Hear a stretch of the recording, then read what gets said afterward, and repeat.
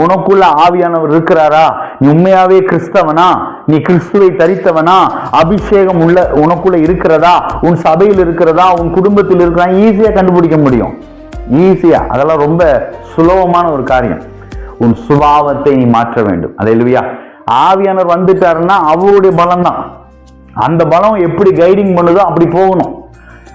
ஆவியானுடைய பலத்தை வாங்கின அந்த அபிஷேகம் வந்தோடனே அவங்களுடைய பலம் எல்லாம் என்ன ஆயிடுச்சு? அவங்க சுய பலம் எல்லாம் அவங்கள விட்டு போயிடுச்சு.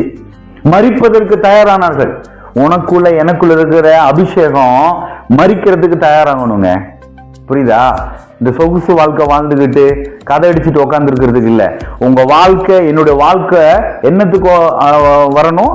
தியாக நிலைக்கு வரணும். நீ வாழு, சந்தோஷமா இரு, ஆமென், ரொம்ப சந்தோஷம். ஆனா தியாக நிலை வேணும். பாவம் இல்லாத ஒரு வாழ்க்கை இருக்கணும். அதுதான் அபிஷேகம் சுட்டி காட்டும். அல்லேலூயா. பாருங்க, பழைய ஏற்பாட்டுல ஒரு மனுஷனை நான் உங்களுக்கு காட்ட விரும்புகிறேன். பாருங்க, அபிஷேகம் வந்த மாத்திரத்தில் அவருடைய வாழ்க்கை எப்படி மாறுதுன்னு பார்ப்போம். சாமுவேல் புஸ்தகத்துல தாவீதுடைய ஒரு காரியம் உண்டு. 1 சாமுவேல் 16:13. அப்பொழுது சாமுவேல் தைலக்கொம்பை எடுத்து அவன் சகோதரர் நடுவிலே அபிஷேகம் பண்ணினான்.